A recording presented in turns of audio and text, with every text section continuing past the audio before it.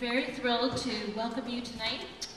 We have a star-studded panel for you of artists rocking social change in the San Francisco Bay Area, and I know we're going to have a really interesting discussion. I have a few housekeeping items. First, I'm supposed to let you know about fire exits. There are 3 fire exits on your right and the entrance where you came in. So if there is a fire, proceed directly to one of those exits. Thank you. I'm going to introduce our moderator in a moment, but before I do, I wanted to say a few words about the Bay Citizen. The advent of the internet has been disrupting how we get news in also the business models which fund the quality public interest reporting that we can consume. So tonight, through your presence here, you are supporting a startup news organization which relies on member support to provide its quality news reporting. Before you leave tonight, I'm going to encourage you to do three things. First, it's free to sign up to receive the morning briefing, which is a wonderful summary of the day's local news from the Bay Citizen. Current coverage right now is on the topic of the mayoral election, also the ballot measures upcoming, and I highly recommend it as a great way to stay up to date on the most critical local news stories affecting our area. Second is I would encourage you to stop by the Bay Citizen table in the lobby and chat with Rose, who will tell you all about the perks of becoming a member of the Bay Citizen. This event series was started as a benefit for Bay Citizen members. If you are a Bay Citizen member, you didn't pay to come tonight. And there are additional perks to becoming a member, and they'd be lovely, they would be happy to tell you all about those. Finally, and the last, third thing that I'd like to tell you is to please help us spread the word about this wonderful work that Bay Citizen is doing by telling your friends and family. And I thought it might be a good, appropriate plug to say you might even consider giving the gift of membership as a gift for this holiday season. So now I'd like to introduce our moderator. Reyhan is the culture editor at the Bay Citizen, where her recent reporting has included the local art scene, Occupy SF, the Jeff Koons Balloon Dog Kerfuffle, and the Mid-Market Arts District Development. She previously was a reporter for the San Francisco Chronicle for several years and has been a freelancer for the Bold Italic, SF Weekly, McSweeney's, among many others. Reyhan, thank you.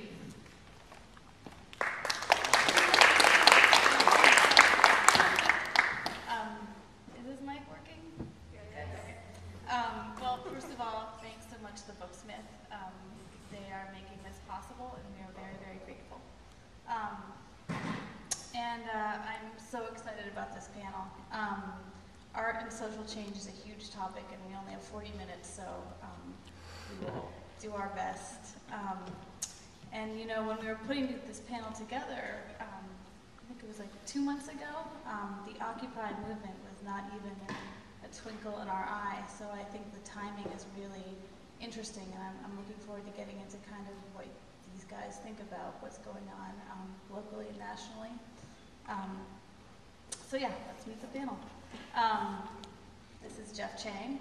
He has written extensively on culture, politics, the arts, and music. He is the executive director of the Institute for Diversity in the Arts and Committee on Black Performing Arts at Stanford University. Also, the author of Can't Stop, Won't Stop, which is an amazing history of hip-hop, and the editor of Total Chaos, the art and aesthetics of hip-hop. He is currently working on no less than 3 book projects, Who We Be, The Colorization of America, Youth, and a biography of Bruce Lee. And then we have Rebeka Rodriguez. She's a photographer, arts administrator, and cultural producer serving the San Francisco community since 1998. Currently, she's the program director of education and community engagement at Intersection for the Arts, where she designs and implements creative programming that is responsive to the social, historical, and geographical context in which she works. And then we have Josette MELCHOR. Josette is the founder of Gray Area Foundation for the Arts. They are a mid-market-based nonprofit that helps and supports digital arts making in the Bay Area. And then we have KAMAU Bell. He's a comedian. 3 publications have called him the best San Francisco comic, so hopefully one of them are right.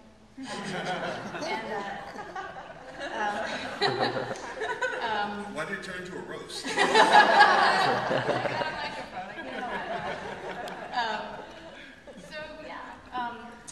I thought I would start things off by asking the panelists individually when they were first aware of an artist who either reflected or provoked social change, like when that connection was made.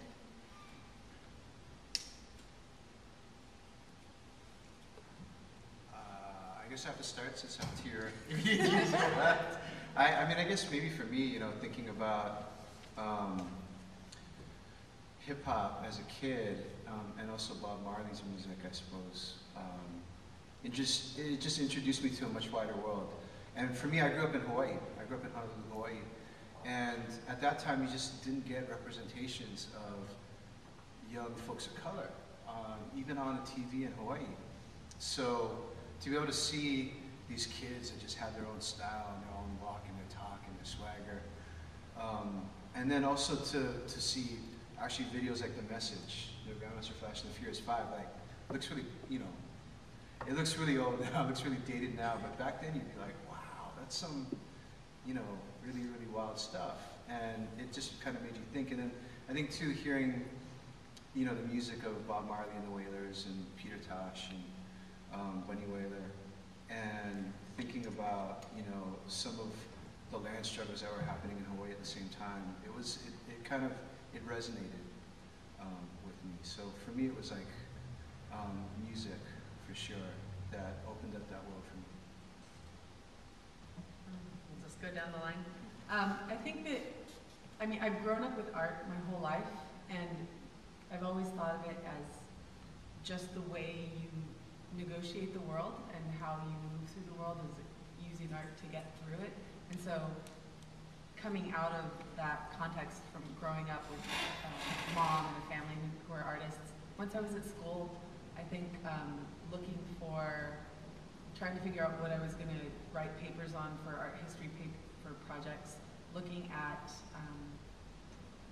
for artists that were working within social movements, and then just finding out that a whole bunch of amazing artists are living and working in the Bay Area was really when I first stumbled upon a whole lot of artists like Esther Hernandez and Yolanda Lopez, people who are here who have been, were part of civil rights movements, which I wasn't really,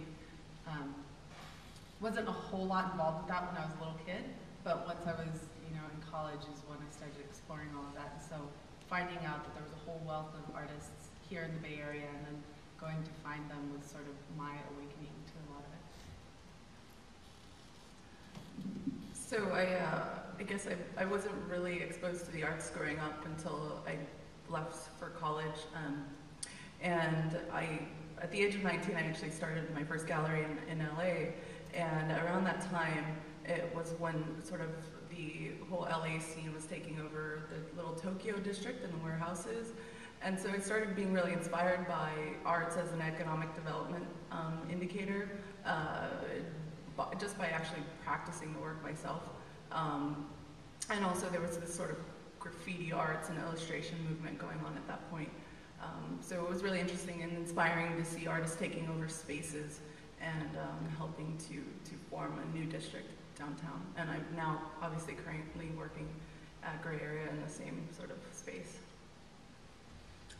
For me, I guess, the first time I remember, I guess I was, as everybody talked, I kept thinking about, well, no, it wasn't this, no, it was this. But I guess in high school was the first time I heard music that really, I felt like it related to me more than other music, which was the band Living Color, which for me was a real, like, I grew up in the hip-hop era, and it didn't all resonate with me. I didn't grow up in those neighborhoods that hip-hop talks about a lot. Nothing against those neighborhoods. But for me, the identity politics of Living Color, which I didn't know what that was at the time, but now I look back, was like about a black men claiming space that they're not supposed to claim, felt like very resonated with me personally.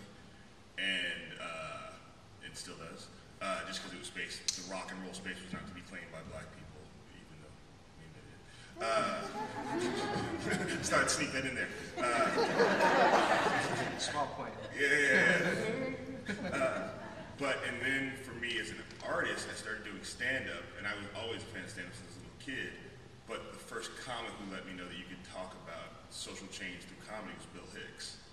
And I remember hearing his album Relentless on a cassette tape, and me and my friend listened to it like over and over again, and just sort of by the third time we just sort of weren't even laughing. It was like, wow. And for me, like knowing that I wasn't Bill Hicks, wasn't going to be Bill Hicks, but sort of claiming that sort of space for change took me a long time to get to it. I'm still working there, but that's the thing. That's sort of that strength of perspective is something that I'm sort of always